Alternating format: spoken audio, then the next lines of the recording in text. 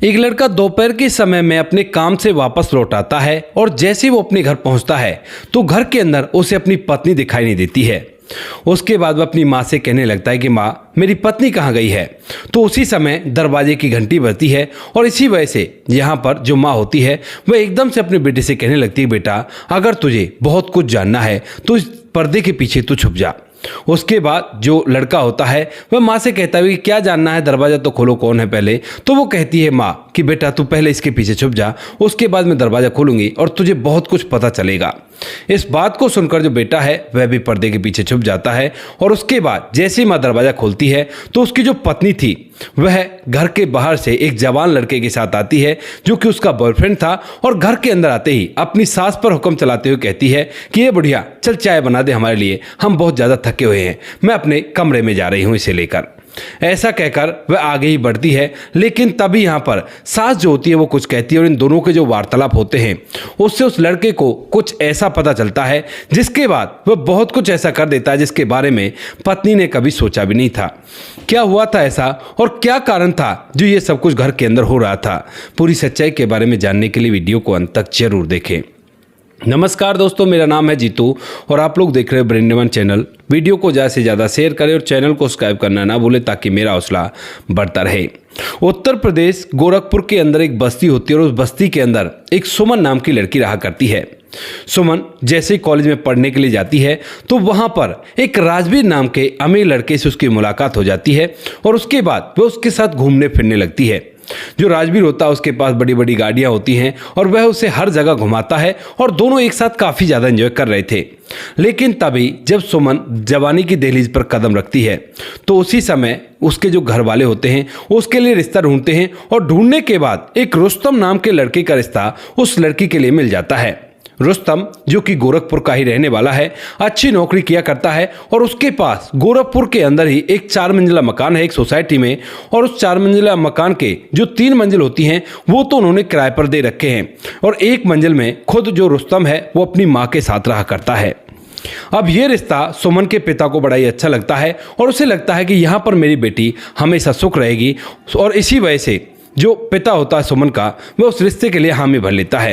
अब सुमन के लिए रिश्ते के लिए हामी भर ली गई थी और उसके बाद सुमन और रुस्तम दोनों की धूमधाम से शादी हो जाती है। शादी के बाद जो रुस्तम है वह सुमन को अपने घर में दुल्हन बनाकर ले आता है और अच्छे से उसे घर के अंदर रखने लगता है। वह उससे बहुत ज़्यादा प्यार किया करता है और उसकी हर छोटी बड़ी ख्वाहिश को पूरा किया करता है। धीरे धीरे 6 महीने न जाने कब निकल जाते हैं, किसी को पता भी नहीं चलता है। और यहाँ पर सुमन भी अच्छा व्यवहार करती है घर के अंदर, क्योंकि फ्लैट था और फ्लैट के अंदर ज़्यादा काम तो होता ही नहीं है, थोड़ा बहुत खाना पीना बनाना होता है, साफ सफाई करनी होती है और उस काम को करके सुमन दिन भर आराम से फ़ोन चलाया करती थी। धीरे धीरे जब 6 महीने इन बातों को बीत जाते हैं तो 6 महीने बाद एक दिन जब लड़का होता है जो रुस्तम था वह जब अपने ऑफिस से लौटता है तो उसी समय वह अपनी पत्नी के पास जाता है, क्योंकि वह उससे प्यार करने लगा था बहुत ज़्यादा। और उसी समय जब वह अपनी पत्नी के पास जाने लगता है तो जैसे ही उस कमरे के दरवाजे पर पहुंचता है जिस कमरे के अंदर पत्नी बैठी हुई थी, तो वहां पर उसे महसूस होता है कि उसकी पत्नी किसी लड़के से बात कर रही है और वो कह रही है कि देखो अब मेरी शादी हो गई है और अब मैं तुमसे फिलहाल मिलने नहीं आ सकती, घर में कैमरा है, यहाँ पर मत आओ, ऐसा कुछ बातें वो कर रही थी। अब इन बातों को सुनने के बाद यहाँ पर जो लड़का होता है रुस्तम वह बाहर सोफे पर बैठकर और कहने लगता है कि सुमन मेरे लिए चाय बनाकर लेकर आओ। अब इस बात को सुनकर जो सुमन होती है वह उस फ़ोन को तो काट देती है, लेकिन जैसे ही बाहर आती है तो वो कहती है कि मैं चाय आपके लिए आकर ना बना दूं, मेरा एक पार्सल वाला खड़ा हुआ है और मुझे पार्सल लेकर आना है। तो यहाँ पर जो रुस्तम होता है वो कहता है कि ठीक है, तुम ऐसा करो, तुम चाय बनाओ और मैं पार्सल ले आता हूँ। लेकिन तभी जो सुमन है वो कहती है कि नहीं, मुझे ही पार्सल लेकर आना होगा और अगर वो अच्छा नहीं हुआ तो उसके बाद मैं उसे ना वापस भेज दूंगी।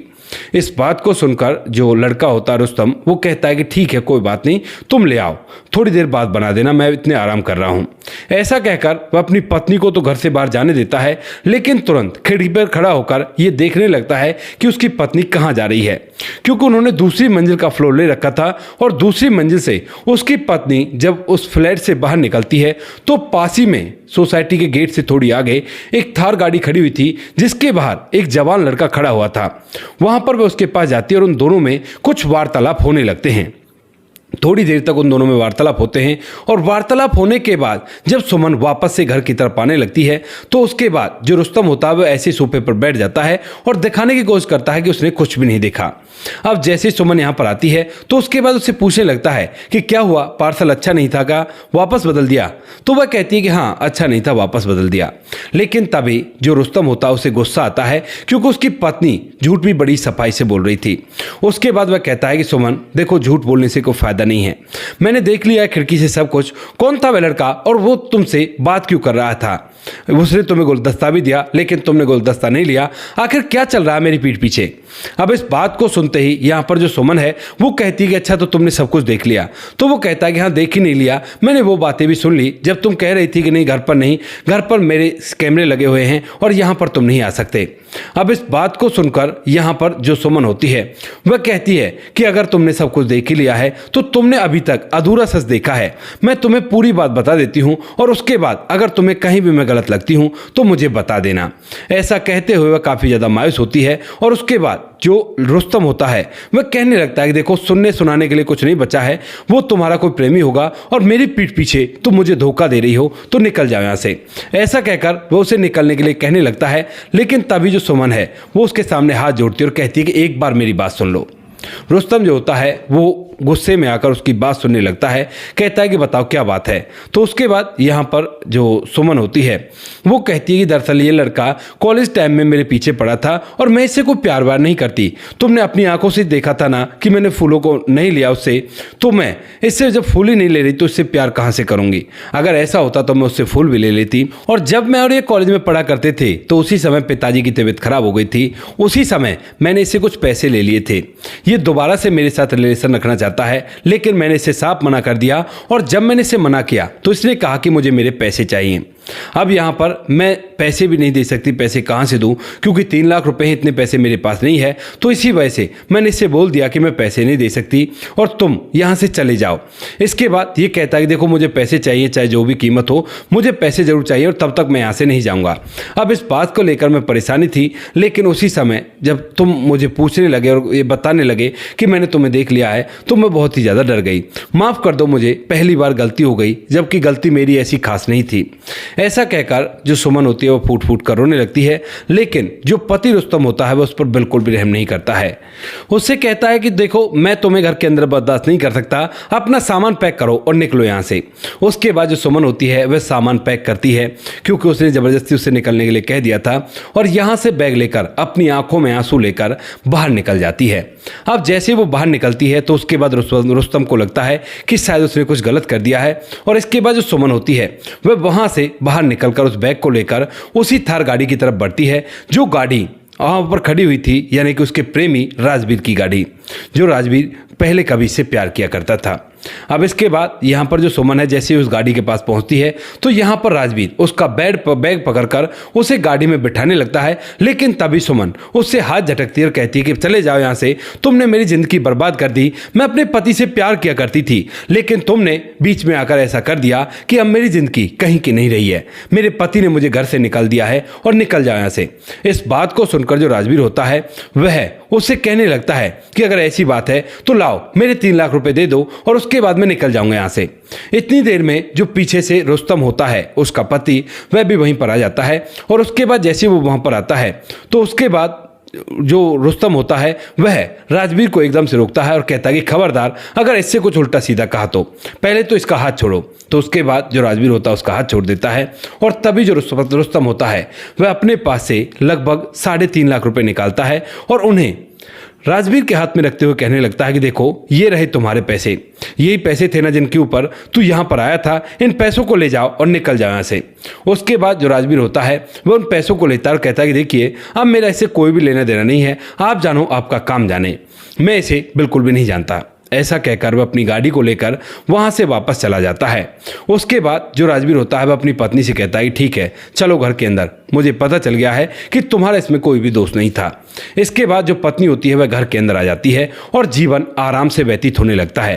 धीरे धीरे इन बातों को लगभग 1-1.5 साल बीत जाता है और 1-1.5 साल बाद एक दिन अचानक से जो रुस्तम होता है वह ज़्यादातर काम पर ही रहा करता है और उसे बहुत कम छुट्टी मिला करती है दिन के समय में। तो एक दिन वह कंपनी जाता है, लेकिन वहीं पर उसकी थोड़ी सी तबीयत खराब हो जाती है और वह सोचता है कि क्यों ना आज घर पर जाकर आराम किया जाए। तो इसी वजह से वो आधी छुट्टी लेकर वहां से वापस घर आ जाता है। दिन के तकरीबन 1:30 बजे हुए थे और जैसे वो घर आता है तो उसके बाद यहाँ पर अपने घर आकर अपनी पत्नी को देखने लगता है, लेकिन पत्नी जब उसे कहीं भी दिखाई नहीं देती तो उसके बाद वो अपनी माँ से कहने लगता है कि माँ, मेरी पत्नी कहाँ है। तो इस बात को सुनकर जो उसकी माँ होती है वह कुछ कहना चाहती उससे पहले ही दरवाजे की घंटी बज जाती है और वो कहती है कि बेटा, अगर तुझे कुछ ऐसा जानना है कि जो जानना तुम्हारे लिए बहुत जरूरी है तो तू ना पर्दे के पीछे छुप जा। इस बात को सुनकर बेटा हैरान होता है और कहने लगता है कि माँ, क्या मतलब है तुम्हारा। तो वो कहती है कि बेटा, थोड़ी देर पर्दे के पीछे छुप जा, तुम्हें सारी सच्चाई पता चल जाएगी, क्योंकि मैं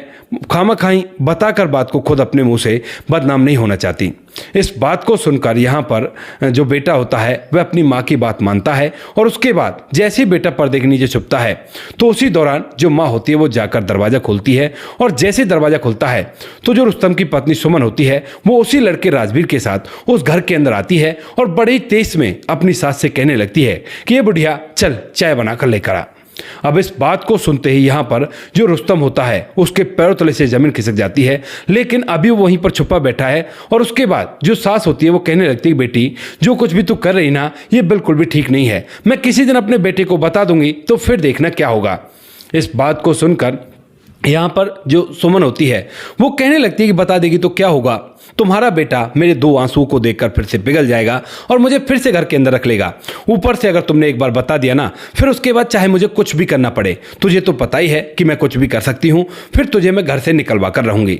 ये धमकी वह उसे बार बार दिया करती थी और ये सिलसिला काफी दिनों से लगातार चल रहा था। ये सारी बातें जब उन दोनों के बीच में होती हैं तो यहाँ पर जो रुस्तम होता है वह अब अपनी भावनाओं पर कंट्रोल नहीं कर पाता और एकदम से बाहर निकलता है। बाहर निकलने के बाद अपनी पत्नी और उसके प्रेमी दोनों को धमकाते हुए कहता है कि अच्छा, तो ये आज भी चल रहा है मेरी पीठ पीछे। इस बात को सुनकर यहाँ पर जो उसकी पत्नी होती है वह एकदम से गिरगिट की तरह रंग बदलती है और कहती है कि अरे आप आ गए यहाँ पर, मैं तो वैसे ही माजी से मजाक कर रही थी और मैं आपको तो पता मेरी मजाक करने की आदत है। लेकिन तभी जो रुस्तम होता है वो कहता है कि ठीक है, मान लेते हैं कि तुम माजी से मजाक कर रही थी, लेकिन ये यहाँ पर क्या कर रहा है, जब उस दिन हमारा और इसका सारा लेन देन खत्म हो गया था तो ये यहाँ पर क्या कर रहा है। इस बात को सुनकर यहाँ पर सुमन पर कोई जवाब नहीं बनता है, लेकिन तभी जब रुस्तम जो होता है वह अपनी पत्नी को धमकाने लगता है तो जो राजवीर होता है वह सुमन की ओर लेने लगता है और कहता है कि देखो, अपनी पत्नी को इस तरह से धमका नहीं सकते। अब इस बात को सुनते ही यहाँ पर जो रुस्तम होता है वो एकदम से उसे धमकाता और कहता है कि देख, हमारे घर के अंदर तू खामखाई आया है और अगर मैंने पुलिस को बुला दिया तो तुम्हें लंबी सजा हो जाएगी, इससे अच्छा तुम निकल जाओ यहाँ से। अब जैसे पुलिस का नाम राजवीर सुनता है तो चुपचाप वहां से खिसक लेता है और उसके बाद जो रुस्तम होता है वह अपनी पत्नी को खूब खरी खोटी सुनाता है। कहता है कि तुम्हें जरा भी शर्म नहीं आई ये सब कुछ करते हुए, और ये सब चीजें कब से चल रही हैं। अब जो सुमन है वह इस बात को सोच सोच कर फूट फूट कर रो रही है और उससे माफी मांग रही है। जब यहाँ पर रुस्तम पूछता है कि ये कब से चल रहा है तो उसके बाद सुमन बताने लगती है कि ये तभी से चल रहा है। दरअसल उस दिन ये मुझसे मिलने के लिए आया था और मैं इसके साथ चली जाया करती थी दिन के समय में मार्केट का बहाना बनाकर।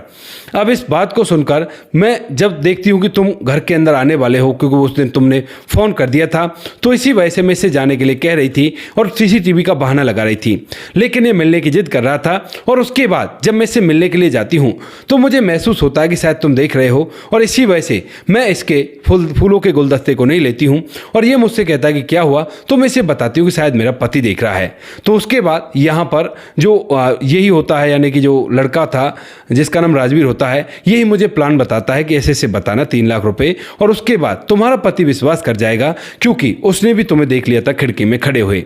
इसके बाद यहाँ पर दोनों के दोनों बताते हैं हम लोग उन्होंने ये प्लान बनाया। प्लान के तहत मैं अंदर आई और अंदर आने के बाद जो कुछ भी तुमने कहा था वो सारी की सारी बातें उसे फ़ोन पर मैं सुनाती रही थी। जब वो सारी बातें सुन लेता है तो उसके बाद जब मैं बाहर निकल कर आती हूँ और मैं गाड़ी में बैठने के लिए जाती हूँ तो उसी समय जो राजवीर होता है वो मुझे बता देता है कि तुम्हारा पति तुम्हारा पीछा कर रहा है, और उसी समय मैं एकदम से उससे हाथ झटक लेती हूँ ताकि तुम्हें विश्वास हो जाए। लेकिन जो भी मैंने गलतियां की हैं उन गलतियों को माफ कर दो और आगे से ऐसा कुछ भी नहीं होगा। ऐसा कहकर जो सुमन है उसके पैर पकड़कर गिड़गिड़ाने लगती है, लेकिन तभी जो रुस्तम होता है वह मना कर देता है। कहता है कि सुमन, मैंने तुम्हें एक बार माफ़ी दे दी है और एक ही गलती माफ़ करनी चाहिए, वरना अगर हम बार बार अपनी पत्नी की गलतियों को माफ़ करते रहेंगे तो किसी न किसी दिन तुम मेरे साथ कुछ ऐसा कर दोगी जिसके बाद कुछ भी नहीं बच पाएगा। शायद मुझे इस दुनिया से विदा कर दो अपने पति प्रेमी के चक्कर में आकर, तो इसीलिए अब मैं तुम्हें माफ़ नहीं कर सकता। निकल जाओ मेरे घर से अभी के अभी। अब इस बात को सुनकर जो सुमन होती है वो जाने से साफ इनकार कर देती है, लेकिन तभी जो रुस्तम होता है वह उसके माता पिता के पास फ़ोन करता है। कहता है कि आप लोग फौरन से यहाँ पर आ जाओ और अपनी बेटी को अपने साथ ले जाओ। उसके बाद सुमन के माता पिता वहाँ पर आते हैं और आने के बाद पूछते हैं कि दामाद जी क्या बात हो गई। तो यहाँ पर जो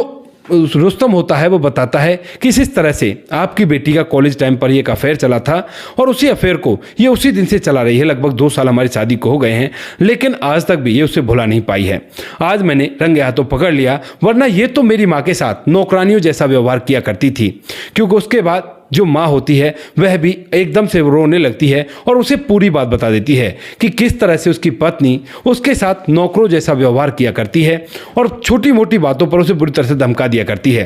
माँ अपने बेटे से इसलिए नहीं कह पाती है क्योंकि उसने कह दिया था कि मैं अपने पति से कहकर तुम्हें इस घर से निकलवा ही दूंगी अगर तुमने कहने की कोशिश करी तो। इस बात से माँ जो होती है वो पूरी तरह से डर जाती है और चुपचाप इन सभी जुल्मों को सहती रहती है। सोचती है कि आज का ज़माना खराब है, बच्चे अपनी पत्नियों के चाल में चलकर माँ बाप को घर से निकाल देते हैं और मेरे बेटे ने भी निकाल दिया तो बुढ़ापे में मैं कहाँ जाऊंगी।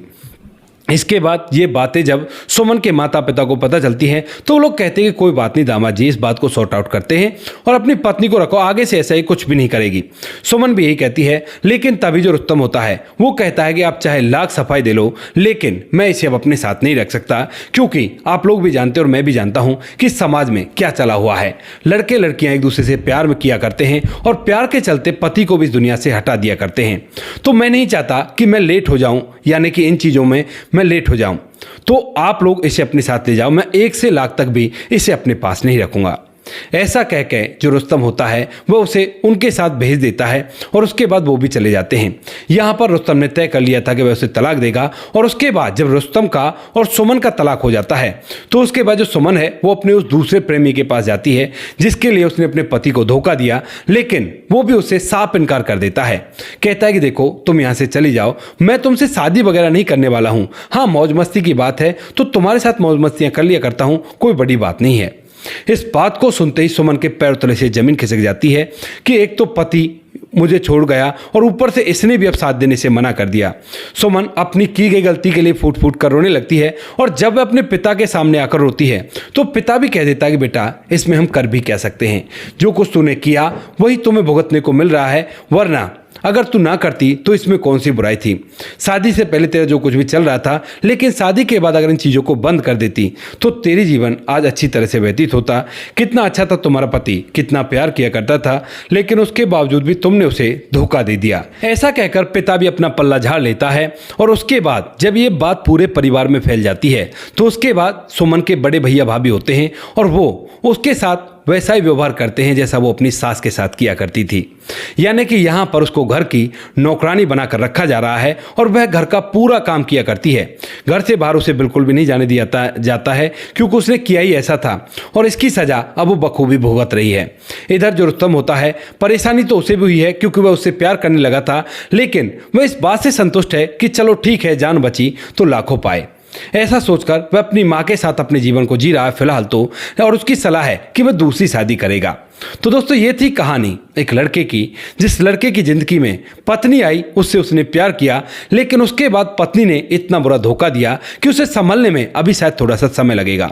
आप क्या कहना चाहते हो इस कहानी के बारे में? आपकी जो राय कमेंट सेक्शन में लिख सकते हो, लोगों के साथ शेयर कर सकते हो। वीडियो अगर अच्छी लगी हो तो वीडियो को लाइक और चैनल को सब्सक्राइब जरूर करें, ताकि हमें थोड़ा सा हौसला मिल सके आप लोगों के लिए ऐसे अच्छे अच्छे वीडियो बनाने के लिए। इन कहानियों को सुनाने का उद्देश्य किसी को परेशान करना बिल्कुल भी नहीं है। ये कहानी आपको इसलिए सुनाई जाती है ताकि आप लोग इन कहानियों में से कुछ ना कुछ सीख सको और अपने जीवन में उस चीज़ को अप्लाई करो। जैसे कि इस कहानी में जो लड़की सुमन ने किया था वो बहुत ही ज़्यादा गलत था, और अगर वह ऐसा ना करती तो ज़िंदगी आराम से व्यतीत होती, कोई भी दिक्कत नहीं थी, और उसका नतीजा आज वह भुगत रही है। तो दोस्तों मिलते हैं किसी नेक्स्ट वीडियो नए टॉपिक के साथ, तब तक के लिए जय हिंद, जय भारत, जय हिंदुस्तान।